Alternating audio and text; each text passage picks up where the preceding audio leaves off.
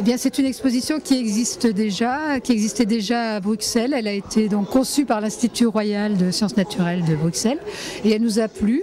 Et vous savez qu'on s'échange entre musées quelquefois les expositions et donc elle nous a plu.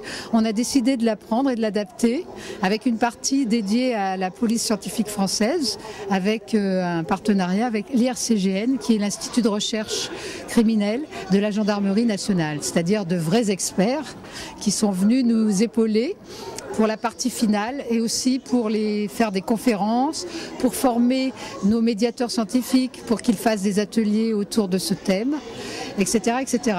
Alors le concept est très intéressant puisqu'on propose aux visiteurs de se transformer en enquêteurs.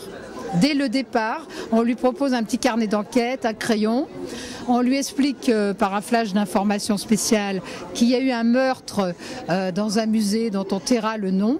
Un directeur a été assassiné. Je suis d'ailleurs dans le bureau du directeur. La scène de crime a été entièrement reconstituée.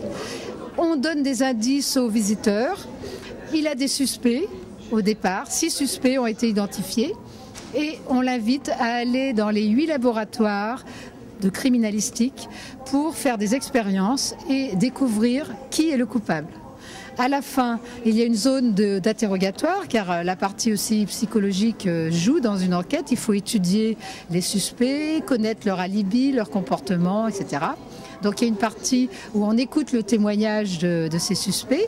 Et là, normalement, vous êtes en mesure déjà de savoir qui est le coupable. À la fin, eh bien, on vous donne l'épilogue, c'est-à-dire ce qui s'est réellement passé, on vous donne les solutions et vous regardez si vous avez été un très bon enquêteur ou pas.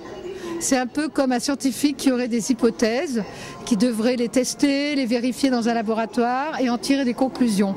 Donc ça nous permet d'aborder des disciplines scientifiques assez ardues, par exemple comme la génétique, eh bien, à travers le profil ADN que tout le monde connaît. Quand on a des traces biologiques, eh bien, on peut trouver, on peut faire un profil ADN et si c'est l'ADN d'un coupable, eh bien, et s'il est dans une base de données déjà, on pourra le trouver très facilement. Ça donne quoi alors les empreintes de chaussures ? Eh ben, ça donne pas grand-chose pour le moment, on est toujours en train de chercher. Tu as réussi à identifier quoi, par exemple, pour le moment ? J'ai réussi à identifier les femmes, parce qu'il y en a le moins. Et là, je suis à la recherche des empreintes des hommes. Pour l'instant, tu as beaucoup d'indices pour retrouver le coupable, ou toujours pas ? J'arrive pas à les assembler. Ah, c'est embêtant. Donc on va rester là un petit moment. Ensuite, j'ai fait des traces biologiques et ADN. Et alors ? Eh bien, la salive appartient au directeur visiteur, le sang à la femme de ménage, la racine de cheveux au taxidermiste. C'est quoi que tu as le plus préféré ? Ce que j'ai préféré, c'était la médecine, enfin... Le médecin légiste ? Oui. Oui. Regardez comment il est mort en fait. Et alors, t'aimerais faire ce métier plus tard ?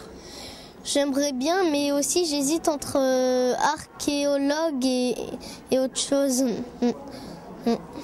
Encore le temps. Oui, c'est vrai.